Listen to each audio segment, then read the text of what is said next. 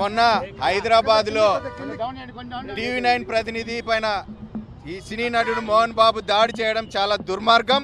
అది ఆయన స్థాయికి తగదని చెప్పి సందర్భంగా తెలియజేసుకుంటున్నాం.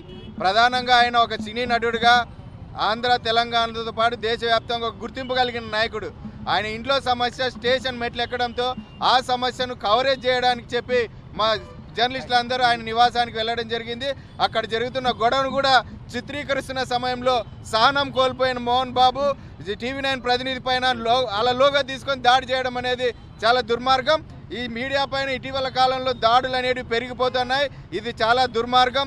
ఈ మీడియా ప్రతినిధుల పైన దాడులు అరికట్టడానికి ప్రత్యేక రక్షణ చట్టం తీసుకురావాలని చెప్పి ఏపీయూడబ్ల్యూజేగా ఇండియన్ జర్నలిస్ట్ యూనియన్గా అనేక ఏళ్ళుగా మేము డిమాండ్ చేస్తున్నా కూడా కేంద్ర రాష్ట్ర ప్రభుత్వాలు పట్టించుకోవట్లేదు. దీంతో జర్నలిస్టుల పైన రోజు రోజుకు దాడులు పెరిగిపోతున్నాయి.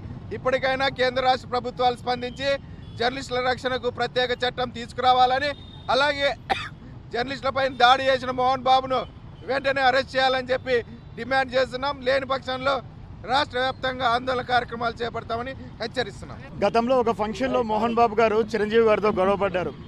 నేను 100 చిత్రాలు నటించాను, అలాగే సినిమాలు తీశాను, అలాగే దర్శకత్వం కూడా వహించానని చెప్పేసి నేను లెజెండ్ను కాదా అని చెప్పేసి ఒక సందర్భంలో ఒక ఫంక్షన్లో ఆయన ప్రశ్నించారు. నిజంగానే సార్, మీరు ఈరోజు లెజెండే. ఎందుకంటే మీ విచక్షణ అనేది కోల్పోయి ఒక సాధారణ జర్నలిస్ట్ని, ఒక విధి నిర్వహణలో ఉన్నటువంటి ఒక జర్నలిస్ట్ని, పైగా అయ్యప్ప మాల వేసుకున్నటువంటి ఒక సాధారణ జర్నలిస్ట్ని కొట్టి మీరు నిజంగా లెజెండ్గా నిరూపించుకున్నారు. మరొకసారి మీకు ప్రత్యేక ధన్యవాదాలు చెప్తున్నాం మీడియా నుంచి.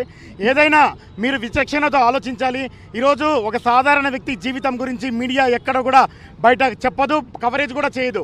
మీరు ఈరోజు ఒక సెలబ్రిటీ హోదాలో ఉన్నారు.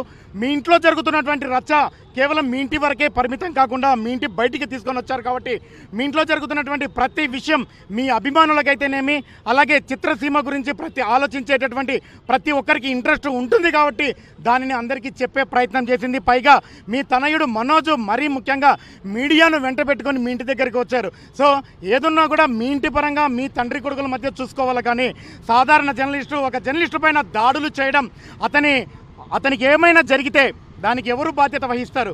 ఆ జర్నలిస్టు కుటుంబానికి ఎవరు బాధ్యత వహిస్తారు? ఆ జర్నలిస్టు పెళ్ళాం పిల్లల్ని ఎవరు పోషిస్తారు? ఇది ఒక్కసారి ఆలోచించండి.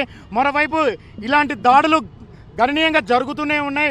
ఇటు డాక్టర్ల పైన దాడులు జరిగినా, యాక్టర్ల పైన దాడులు జరిగినా, ఇటు చాలా వరకు కూడా వారి భద్రత కోసం ప్రత్యేక చట్టాలు ఉన్నట్లుగా కూడా, అలాగే మీడియా కోసం కూడా ప్రత్యేక చట్టాలు కేంద్ర రాష్ట్ర ప్రభుత్వాలు తీసుకురావాలని చెప్పేసి ఏపీయూడబ్ల్యూజే ఆధ్వర్యంలో మేము డిమాండ్ చేస్తున్నాం. వెంటనే మోహన్ బాబు గారిని కూడా అరెస్ట్ చేయాలి, అలాగే ఆ జర్నలిస్టు కుటుంబాన్ని కూడా ఆదుకోవాలని చెప్పేసి కూడా డిమాండ్ చేస్తున్నటువంటి పరిస్థితి ఉంది. Thank you.